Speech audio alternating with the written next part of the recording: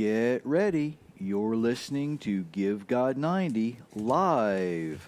5, 4, 3, 2, 1, 0.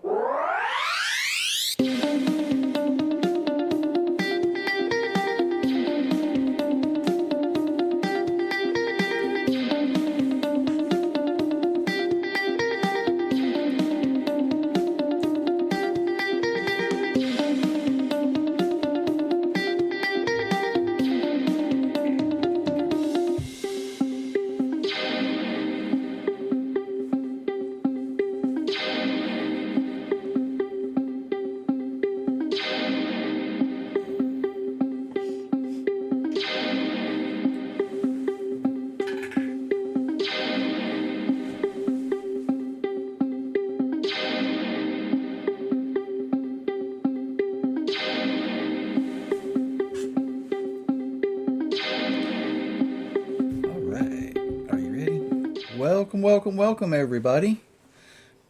We are live at Give God 90 on a Thursday night. My name is Jerry Mitchell. My wife Myra is here.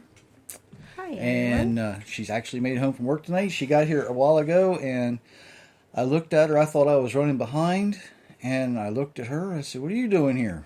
And she said, "I live here." So, we are... It kind of caught me by surprise because you actually got off on time tonight, right? I did. Okay. Are we good on sound that way? I don't know yet. You don't know yet. Okay. It's not on. We are our own technicians, so bear with us as we do some things here. We are got a lot to talk about tonight. I want to welcome for all the new folks that are joining us, and we have new people all the time. Thank you for joining us. We certainly do appreciate all of your all your kind words, really, all your questions, all your good stuff that you send our way. We appreciate it. Of course, this week we've had and one of the things that we're going to talk about is the storms. But we've had Dorian coming up the coast and some other things going on with that. We have friends of ours, friends of this show, who are traveling overseas. Right. So we want to make sure that we mention them and kind of just keep them in your prayers, because when you're traveling overseas, you never know what's going on. And we always want to make sure that, that is being done. The other thing we want to make sure of is another friend of the show, Dr. Sean. He was actually supposed to be in North Carolina this week, but Right. because of the storm, he come up here for some personal business. Mm-hmm. Because of the storm, he got kind of stuck here. Right. But it actually turned out to be a good thing. Yes. His mother is very ill, and she entered the local hospice center yesterday. Mm-hmm. Yes. So he is with her as they are going through that transition. Make sure you keep them in your prayers as well. I'm sure they would appreciate that. They need all the comforting they can get. Yes. Hi, Sean. Hi, Lynette. You guys are in our prayers. We also... Hi, Colleen. You too. We also want to... don't leave Colleen out. No. She's important. Can't leave Colleen out. We also... we also want to recognize the people who have been supporting us for so long, so very often, so long. We appreciate you. Don't stop. Keep going. Yes. We've come this far together. Don't stop now, kind of a thing. Keep the prayers coming this way. But because there's been so much talk of the storms this week, every time there's like a storm or a earthquake or a war or, lightning strikes a tree in the front yard, right? Mm-hmm. People get all upset and they say, "Oh, this must be the beginning of the end times." Hi, Jay. And hi Jay, I just noticed you were up there. And they say, "Oh, this how does this fit into prophecy?" And they go through this long rigmarole, and people get all miscombobulated, if I can use that word. That's a good word to use, right? It's all out of proportion. But what they don't realize is they're looking at recent history and probably recent history in their area of the world that they live, their little corner of the world. Throughout history, we have seen storms. You know, the year before I was born, in 1962, there was a terrible storm here in the Mid-Atlantic region. People from this area call it the 62 storm. Just south of here, they call it the Ash Wednesday storm, but it's the same storm. And it really was more devastating than any hurricane that's ever gone up the coast in this local area. Really, it was a traumatic experience for a lot of people. I mean, they had houses that washed off the coast that floated up on the coast of New Jersey. Right. So it was a terrible intense. storm. It was intense. Had pretty much one whole city had to be rebuilt, at least on the first two blocks closest to the ocean. It was traumatic. And what people don't realize is that the folks maybe in Australia that didn't suffer that wasn't affected. Right. So they don't realize and recognize how devastating it was. Katrina is another good example. Mm-hmm. Katrina was a drastic thing down in the Gulf Coast, especially New Orleans. It was. And, you know, the people in Alaska, you know, they watched the news and said, yeah, that's terrible, but it didn't really affect them. Right. So it wasn't like, poor us. Exactly. It was poor them. It was poor them, yeah. So what happens is the people who are more close to these things are the ones who are saying, how does this fulfill prophecy? How do I look at this? How should I, you know, how are we going to be revealed in this? What's God doing? Does God hate New Orleans? Probably. I shouldn't have said that. Or not. But I've been to New Orleans, okay? Y'all need to straighten up down here. Y'all need to repent, for the kingdom is at hand, okay? I've been there once. That was enough. Really, when we think about these things, it's been going on since the flood of Noah. And if you look at the creation science behind that, we've had global warming since the flood of Noah. They figured out now that without that warm ocean and the cold atmosphere, you would have never had the ice age. They've figured out some other things that go through with that. It's a whole lot of science, and I don't have the background to explain a lot of that, but it's really cool if you listen to the people who do. The other thing we have to recognize is that there have been storms through various parts of the world since the flood of Noah. Now, when we combine the people who are doing, you know, how does this fit into prophecy, and we combine that with the people who are saying, well, this is a conspiracy. I know this is a conspiracy. Somebody's got to be controlling this stuff, right? Mm-hmm. In all of history, I know of 2 written accounts of people who controlled the weather. One can be found in the Bible. The other one cannot, because it, although occurred in the same area at about the same time, it was somebody different. Now I've got your curiosity piqued, right? Mm-hmm. Okay. Y'all know the story. The disciples and Yeshua Jesus were out in the boat, right? And he's sleeping. He's tired. He's been doing what he did. He's tired. He lays down. He goes to sleep. The storm comes up. The boat's rocking. The disciples are like, what's going on? He's laying down here asleep. We're up here terrified for our lives. Finally, they wake him up. And he looks around. Now, you've been waking up from a sound sleep, right? Yes. You're sleeping peacefully. Somebody wakes you up, thinks something drastic's happening. Mm-hmm. He kind of looks around. What are y'all worried about?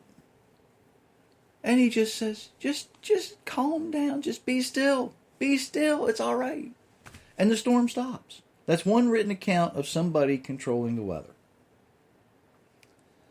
The other happened in the same part of the world about the same time. And apparently there was a righteous man named Yanni. Now, Yanni was famous because if you needed something, he would pray for you. He would seek divine counsel and give you guidance. And he was very well known. His grave is in the West Bank, I believe is where it's at. It's actually in an Arab section of the West Bank. But it's there. You can see it. You can go visit it if you want to. But they called him Yanni the Circle Maker because he did something very famous. There was a drought in Israel. And so what this guy did was he went out and he prayed and it didn't rain. Well, he got a little upset because he asked for something and it didn't happen. So what he did was he drew a circle in the ground. He sat down inside this circle, crossed his legs, and he said, Lord, I am not getting out of this circle until you make it rain. I'm going to sit right here. We need rain because these folks are going to starve to death if you don't send some rain. I am begging you. And it rained. Mm-hmm. I don't know if it rained in like 5 minutes or 5 hours or the next day, but it rained. Made him very famous. Now, the writings about him say that he was a very righteous man and that, whatever he would ask for, he typically would receive. But it wasn't such the fact that, he was... they weren't looking at him and thinking, well, is he the prophet that Moses was talking about? Is he the Messiah? They just recognized him as somebody who had this deep connection to the Almighty. And they said, you know what? We need to get close to him because he's got a connection that we don't have anymore. So they were, even back then, they were looking at people like that and saying, I don't know what it is about him, but I got to get close to him. I need some of what he's got. Mm-hmm. So there we have, the two written examples that I know of that exist where people were actually controlling the weather. There is, floating around the internet today, a conspiracy theory thing where the government is attempting to control Hurricane Dorian by sending microwaves in a horizontal pattern. Don't waste your time. It's cute. It's funny. It's not happening. But if you understood microwave radiation, you would understand that this isn't going to work. Because to get the amount of radiation to excite the particles in a storm, you're going to fry a whole lot of people. Mm-hmm. And it's just, you're not going to make them sick. You're going to kill them. It's that simple. Anybody who's in that directional wave is going to die. Mm-hmm. That's just the way microwave radiation works. Can't help it. It's just the way it works. So, are these conspiracy theories anything new? No. Of course not. David writes in Psalm 2, and I have it actually in your Bible. I'll read this part. He says, confidently, because she's got the large print. The beginning of Psalm 2 says, why are the nations in an uproar? And the people mutter vanity. They say things that are basically empty or meaningless. But here in verse 2 of Psalm 2, the kings of the earth set themselves up and rulers conspire together against the Almighty. Now, conspiracy theories have been around a long time, but there it says, David writes, it ain't a theory if you can prove it. Mm-hmm. And they're not conspiring against us. They are conspiring against the Almighty. So there you have it there. But that's, earthquakes and storms aren't the only thing they conspire about, is it? No. When we talk about nations going to war, and this has been going on for a very, very long time, I don't know if in all of my history classes in school we have ever had what we would say worldwide peace. Has there ever been a time when at some point around the world there wasn't people fighting with each other. Yeah, it's probably when it was just Adam and Eve. How do we, I can hear Maybe that. when it was just Adam. I can hear that argument, and that lasted for about 10 minutes. I can hear that argument now. I ain't eating that. Eat the apple. I said eat it. Yeah, I fixed that for you. Really, in the history of the world, was there ever a time when people weren't fighting some way?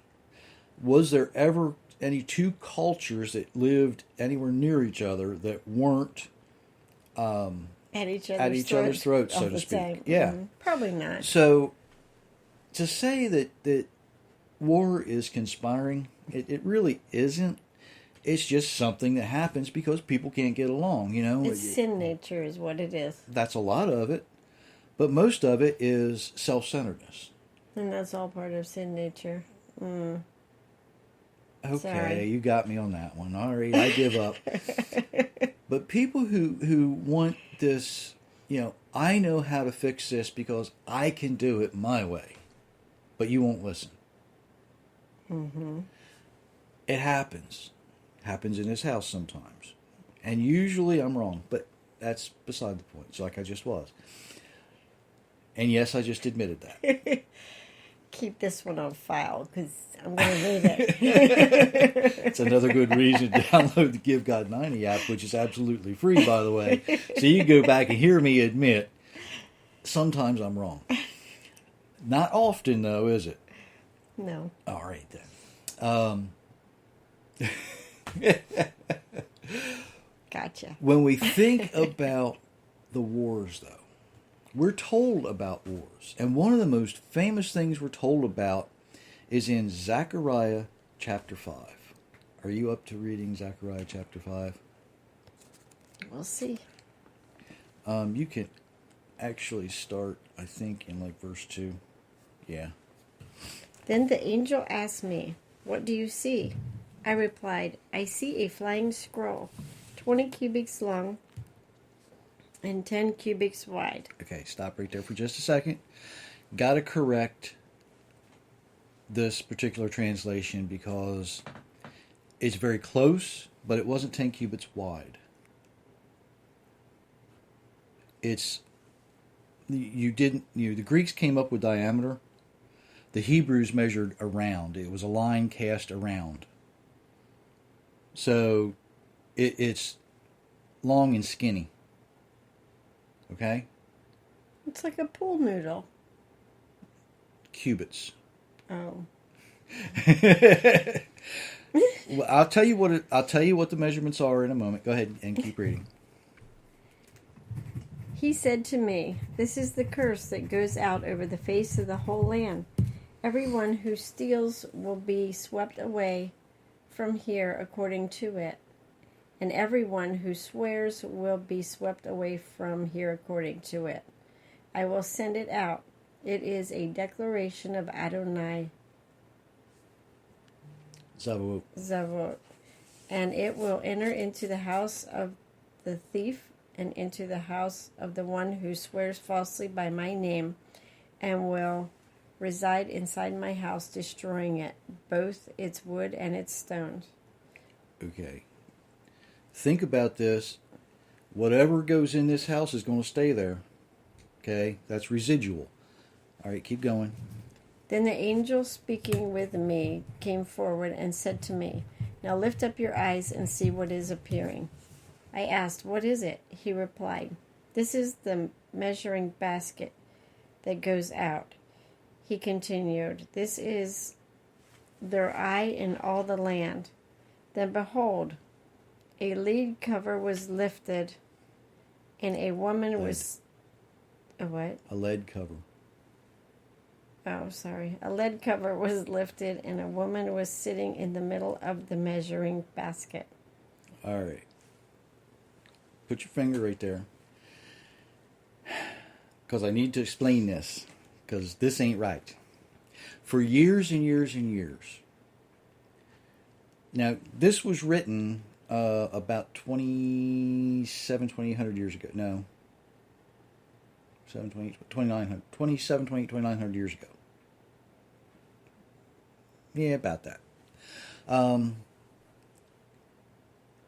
When they wrote this, there were no vowels written in the Hebrew language. Okay? Okay. Now, the Hebrew word for woman is ish. Or one of the Hebrew words for woman is ish. Hebrew word for fire is esh. Or aish. Does it make sense if you're going to see a flying scroll that a woman would be sitting in a lead basket in this flying scroll? No. Well, it did when this was written, or when it was translated. Because it was translated several hundred years ago into English, right? Right. So we have this lead basket with a woman sitting in it. Doesn't make sense. But today, what if I said there was a fire in a lead basket? What kind of fire do we need to be contained in lead that flies in a cylinder that is 20 cubits long, okay, by 10 cubits cast around, which is probably somewhere around 3.5 feet diameter? You getting a picture? I am. Okay. Does it start to come together? It is. Is it starting to just... And it also, remember, it's going to reside, it's going to leave a residue inside the house that it lands in. Mm-hmm. Kaboom. What he is describing is a nuclear device inside about the size of a Scud missile. Now, we were at the Air and Space Museum just a few weeks ago. And I walked in and I looked, and they had one of these things in the Air and Space Museum. And I think I posted a picture of that on the Give God 90 Facebook page. So here it is. Hi, Cindy. I see you're watching. So here you have this fire in a lead basket. What he's describing is a nuclear device. It's that simple. We can see it today. Keep reading just a little bit, because I'm not going to go that much farther with this. The angel exclaimed, "This is wickedness." Then he shoved her back inside the measuring basket, throwing the lead weight over its mouth. That's the mouth of the basket, not the mouth of the woman. Right. Okay. Keep going. You can keep going for a moment. After this, I lifted up my eyes, and behold, I saw two women emerging with the wind in their wings. They had wings like the wings of a stork, and they raised the measuring basket between the earth and the heaven. Okay, you can stop right there. These things that look like women raising this huge scroll. He didn't say they are women. He said they looked like women. Have you ever seen yeah, you have. You've seen a helicopter take off, right? And as the rotors rotate, it looks like a woman in the wind, right? Because the rotors rotate, looks like a woman's hair blowing in the wind. You also have at the same time the jet fuel vapor coming out because it's under pressure. It's doing all kinds of things. And it's blowing all that stuff And it's up off blowing the all the ground. stuff up off the ground, and it's taking off, and it's lifting this thing with wings like storks. Now, if you've ever seen a stork fly, once they get in flight, their wings are kind of stationary. They just kind of don't move. They look like they're floating. So now we have this. It says scroll here, but actually it's what you would wrap a scroll around. So you have this long cylinder with stabilizing wings with a nuclear device being delivered by helicopter. So we don't have that technology yet that I know of, but I know it's being developed. That's what he's describing. When he wrote this, he had no idea how to say it. Now, Now, if you want to be a conspiracy theorist, then there you go. There you go. Here's the really cool part about this, though. For years and years, we have heard, and it has been repeated and repeated, war and rumors of war. There's been this and that, and everybody jumps to the conclusion that we are near the end times. Now, we're getting closer every day. Mm-hmm. And, I'll be the first one to say, yeah, I think we're reaching the point where we can see the end, but we're not there yet. Because when you look at Matthew 24, he tells you that certain things have to happen, and he lists them in order. This is going to happen, this is going to happen, this is going to happen. And we see these things in order, and I think I've described that maybe last Monday's podcast, maybe. I don't know, I didn't But anyway, you didn't listen. I didn't listen. Oh my. Anyway, I know I've described that, and he goes down and he talks about what has to happen, and he lists them in order. And he says, this is going to happen, this is going to happen, this is going to happen. And then he stops and he says, but it's not the end yet. And then he lists some more things that has to happen. But he doesn't tell you everything. You've got to kind of put it together with some things that Paul tells you later, okay? And then you've got to look back in some things that the prophets tell you, because the people he's talking to already knew this stuff. He didn't have to repeat it verbatim. Remember, when we're reading the Bible, it's kind of like we're reading somebody else's mail. We kind of have to know what was talked about to understand the letter that's being written now, right? Mm-hmm. Mm-hmm. When Yeshua is describing this stuff, he's talking to people that already were familiar with what Zechariah was saying or what Joel was saying. He's talking to people who knew Isaiah's prophecies. Mm-hmm. So he's not going into in-depth explanation.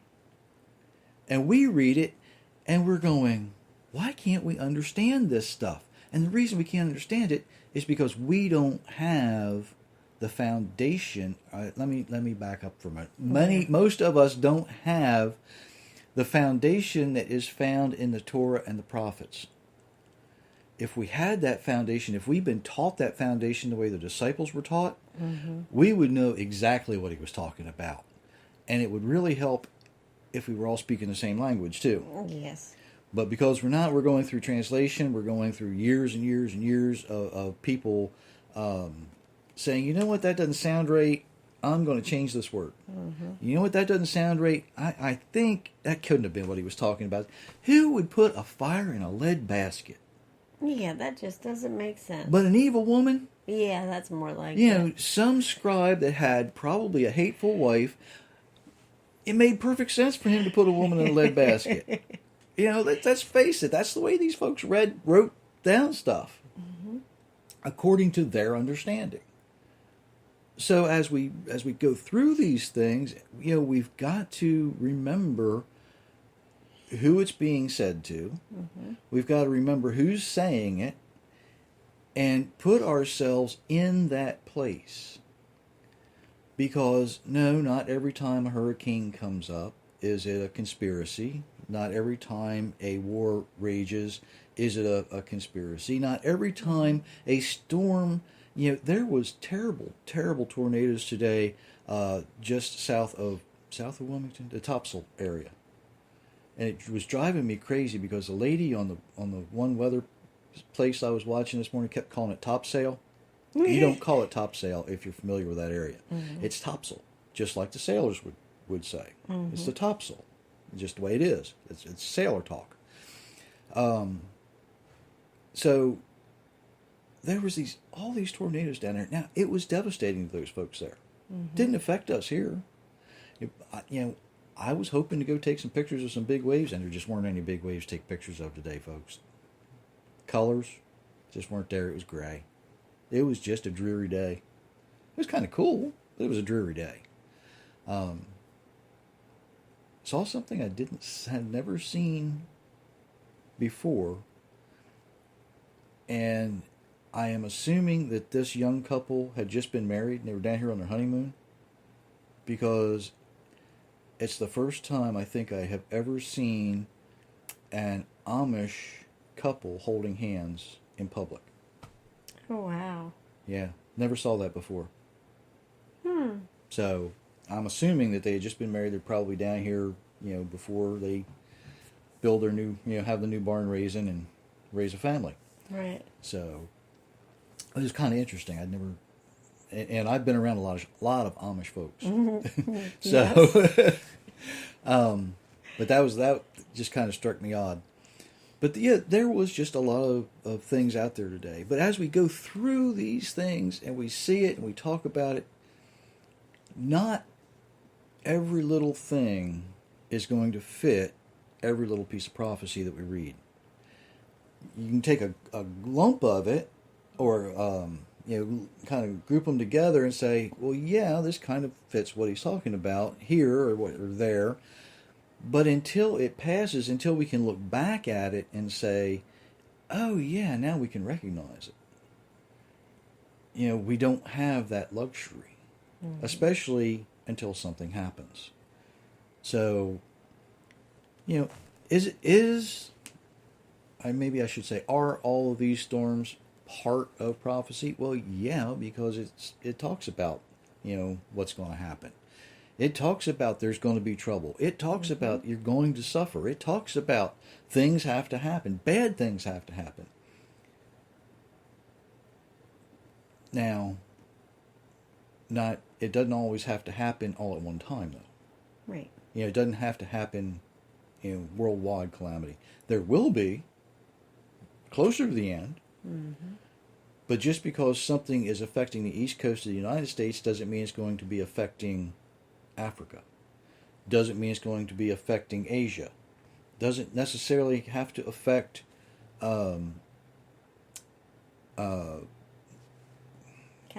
California. I was thinking Russia area, but that's a huge area up there. And it's not really Eastern Europe, and it's not really Asia. There's a new name for that section up there, and I can't remember what it is. Anyway, just because it affects us now, it might not affect somebody else. Mm-hmm. But when it happens, there will be no mistake. Trust me on this. When things get to the point, you will recognize it. There will not be any doubt in your mind. If you have to wonder if we're at the end, chances are we're not there yet. Mm-hmm. Once we get there, you will know it, you will recognize it, you will understand it. Because one thing that is written that you can take to the bank, and it says every knee is going to bow. Mm-hmm. Every tongue is going to say, oh yeah, he is. Mm-hmm. Once you reach that point, you know, and you're going to know that you know. There won't be any doubt left in your mind. Mm-hmm. Don't worry about the things you can't control. Deal with the things you can control. We can't control the weather that I know of. No. I don't think I can. I'm not even going to try. And I don't know that I'd want to. You don't want me in control of the weather. It's that simple, because if I was, every day'd be a beach day, right? And there's some surfers out there that really like the rough waves. Right. But there's some kids out there that like the calm waves. Mm-hmm. So, you got to have something for everybody. The really cool thing about all of this is, don't worry. Don't be afraid. Don't get all excited when you listen to the news. Thankfully, there's a lot of people that we know and converse with. They don't listen to the news anymore because it just gets you riled up for no reason. It gets you riled up. I heard, and this just drove me up a wall. When Dorian stopped over the Bahamas, somebody on television used the term stationary movement. Oh. Let me ask everybody out there. Can you have stationary movement? I don't think so. You can't move, what is stationary movement? You're still, but you're moving. Is that like sitting on a sit and spin? Is that stationary? I don't know. I know a lot of, it's kind of like the rat on the wheel. Right. They're running, Stationary not getting movement. anywhere. Stationary movement. I know what they were trying to explain, but they come up with all of these terms. And it doesn't matter what country's invaded. It doesn't matter what happens. They come up with these terms to get you excited. They come up with these terms to make you want to listen more. They come up with these terms, and here's the real reason they come up with these terms. They're not really, while they're in the business to give you information, what they're really in the business to do, now listen very carefully to this, folks, what they're really in the business to do is sell advertising. Because most of the times you're listening for free or you're paying a fairly low cable bill.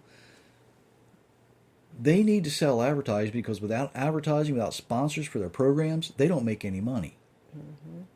And if you're not listening to their station, whether it's radio or TV, they don't make any money because they don't have any advertising. They've got no revenue source. But if they can get you excited enough to keep listening and keep tuning in, now they have a revenue source because they're going to sell advertising. They say, look, when this storm was happening or when this war was raging, we had this many people listening to what we were saying. Mm-hmm. That's what they're doing. If you recognize that, then you can take the information they're giving to you and run it through a biblical filter. There's a good term for folks to start using. Let's run it through a biblical filter. That just kind of popped out too. I hadn't thought of that before. Sometimes I surprise myself. I like that. I got to write that down. Hang on.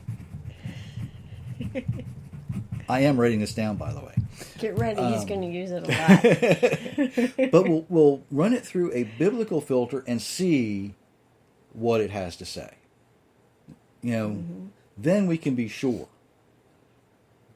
Right? Then we'll know what's going on. We're actually going to take what somebody said and hold it up and compare it to what it says in Scripture instead of going the other way around. Mm-hmm. And, I've got 2 books out there that says don't do that. Right. Don't take what is in the Bible and hold it up against what somebody says. You take what they say and you hold it up against the Bible. So now we can actually go through these things and have these things and really understand what's happening. Because if we can look at things through that biblical filter, I like that term. Oh my. Y'all better just stand back and watch what I do with this. If we do that, then we're not looking at it through our perspective anymore. We're actually going to be looking at it through the perspective of the Almighty. Mm-hmm. And that's what we need to be doing. We run these things through that, and then we do what the Almighty says to do.